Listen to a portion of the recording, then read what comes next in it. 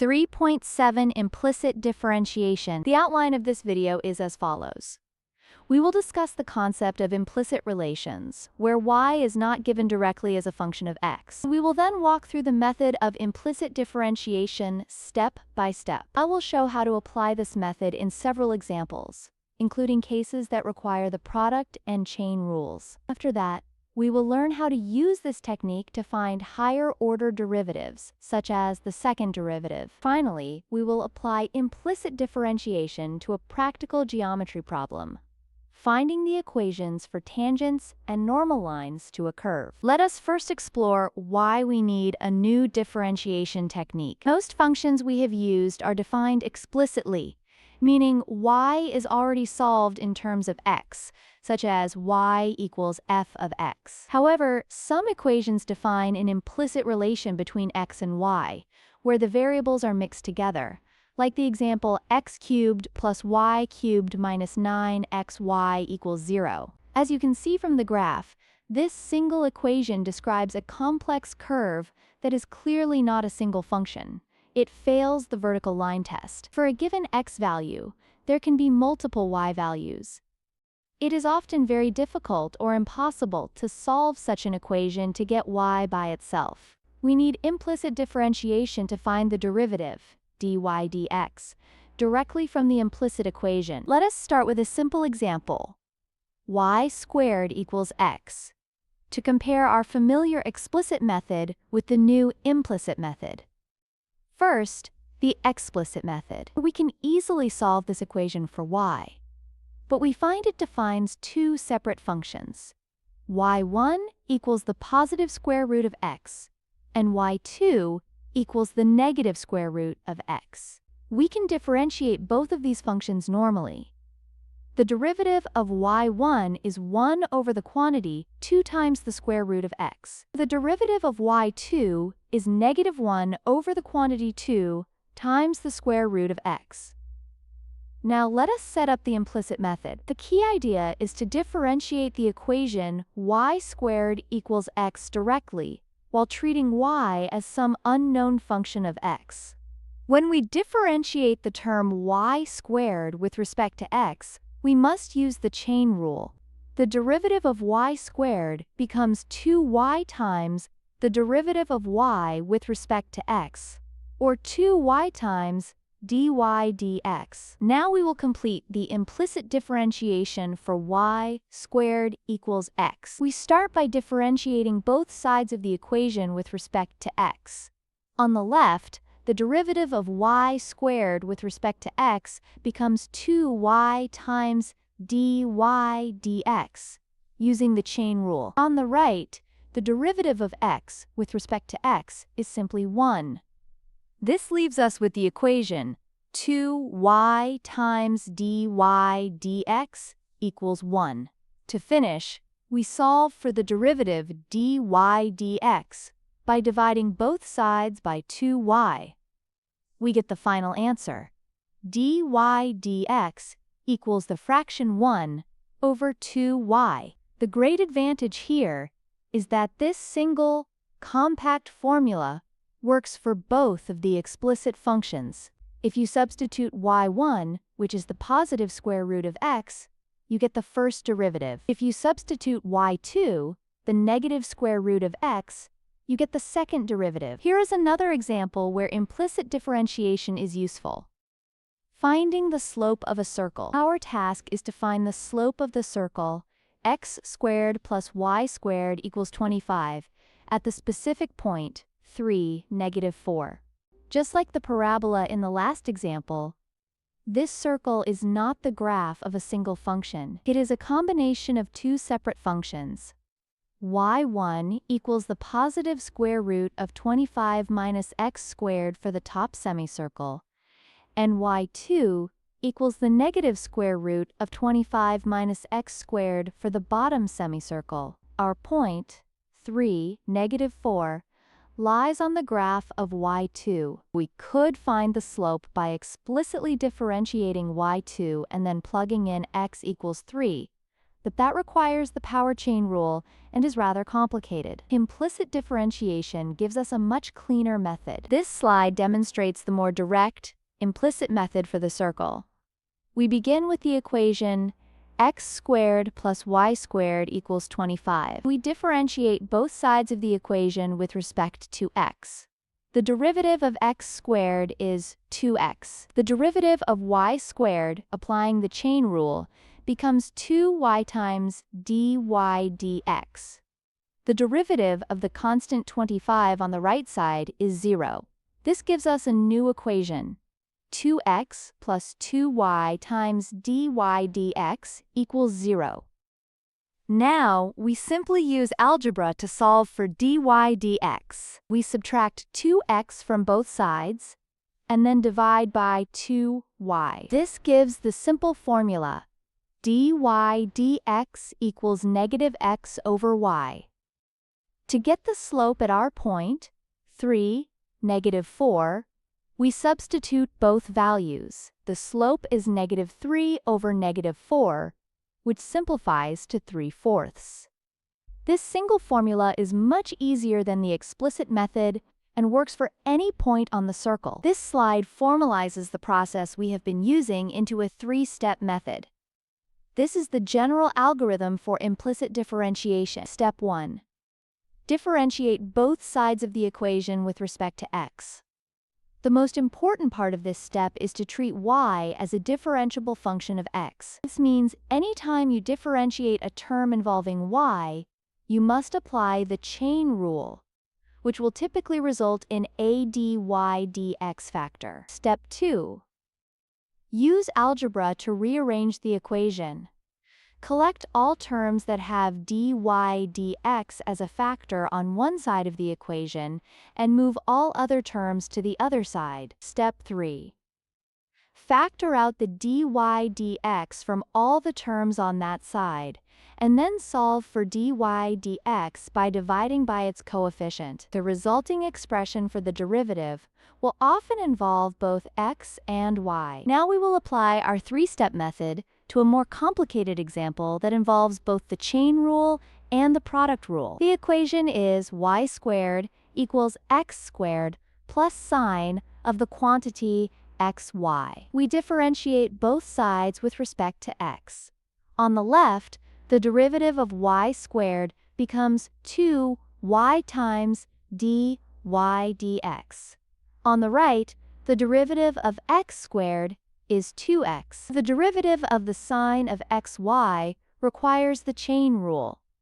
It becomes cosine of xy multiplied by the derivative of the inside part, which is xy. To find the derivative of that inside part, xy, we must use the product rule. The derivative of x times y is the first, x times the derivative of the second, dy dx, plus the second, y, times the derivative of the first, which is 1. This gives us the full equation shown on the last line, and now we must solve for dy dx. This slide shows the final algebraic steps to solve for dy dx from the previous setup.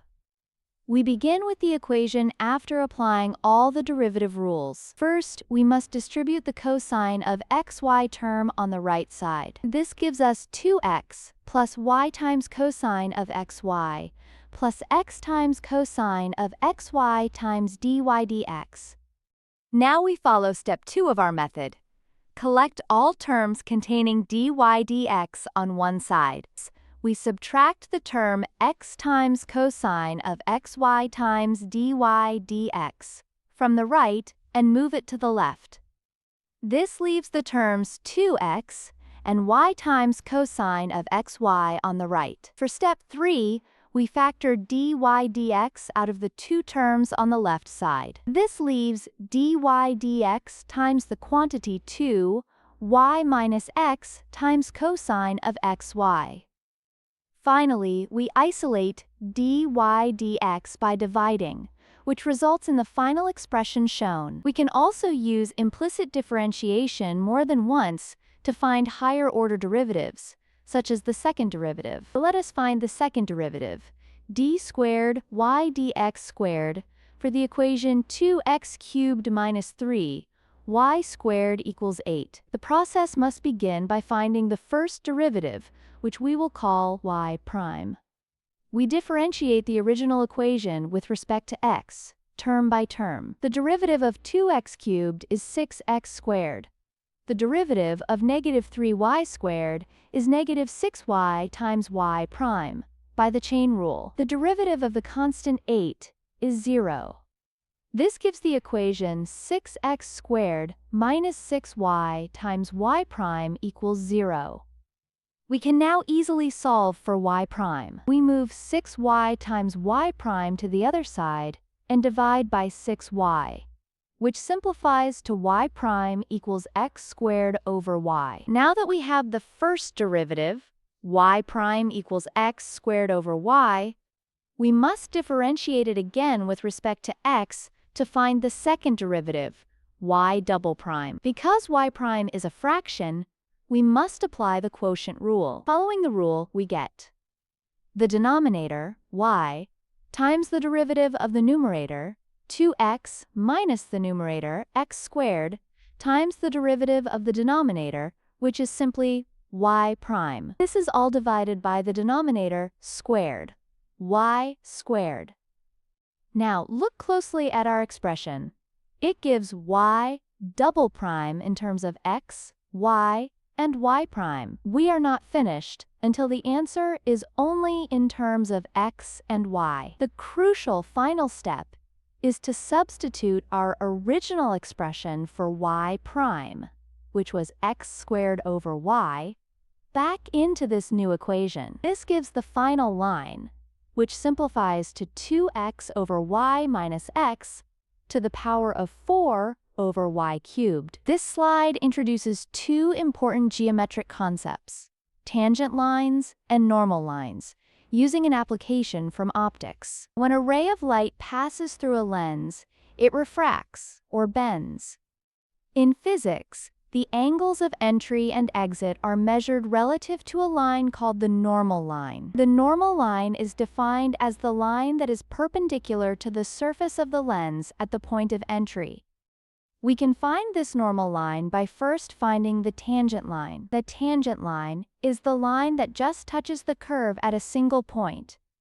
Its slope is given by the derivative, dy dx, at that point. The normal line is then simply the line that is perpendicular to this tangent line.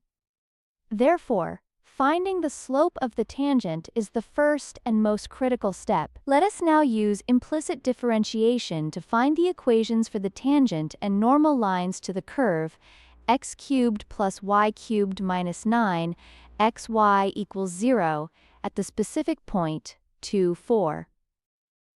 The first step is to verify that the point is actually on the curve. We plug in x equals 2 and y equals 4, which gives 8 plus 64 minus 72, which does equal 0.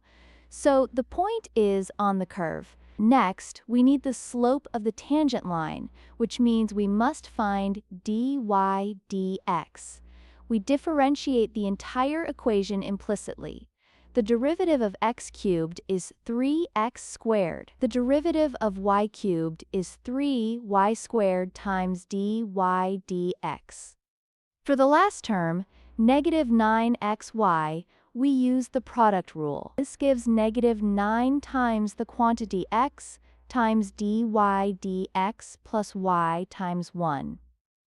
The derivative of 0 on the right is just 0. We now have the full differentiated equation, which we will solve on the next slide. On this slide, we solve for the derivative dy dx and find the specific slope at the point 2, 4. We start with the long equation from the previous step. First, we distribute the negative 9. Then, we collect all terms with a dy dx factor on the left side. These are 3y squared times dy dx and negative 9x times dy dx. We move all other terms to the right side, which become positive 9y and negative 3x squared.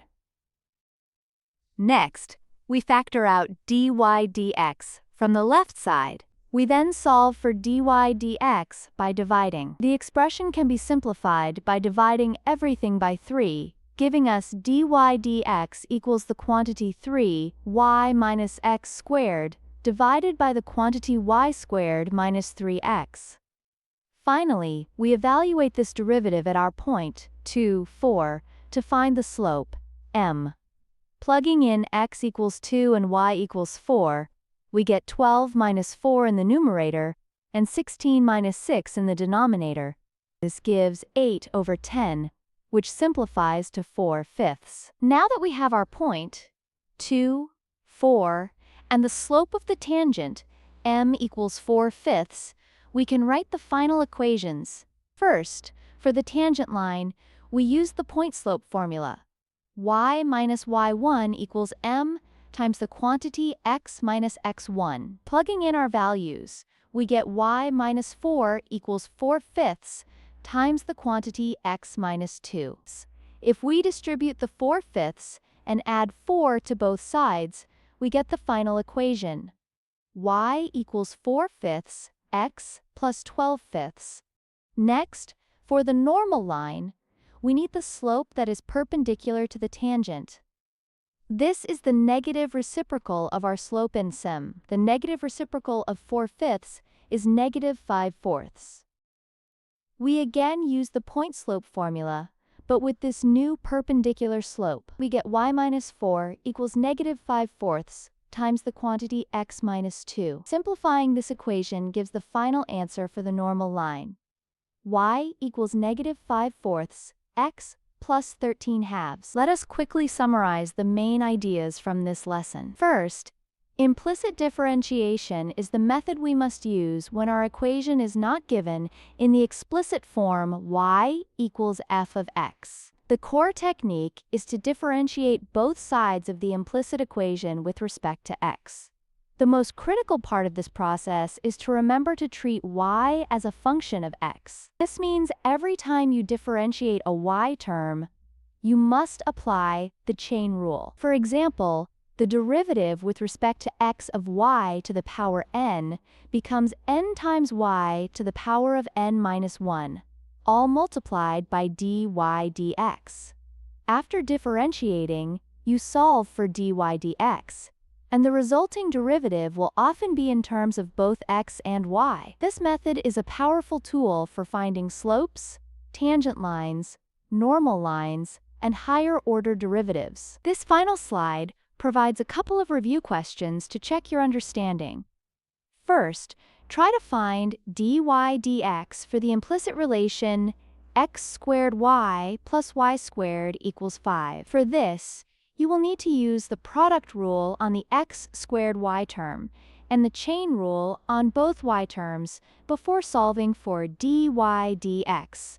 The second question asks you to think about the process for finding a higher-order derivative. Explain the steps for finding the second derivative, d squared y dx squared, for the equation from example 4. Specifically, consider why it is a necessary final step to substitute the expression for the first derivative, y prime, back into the equation for the second derivative.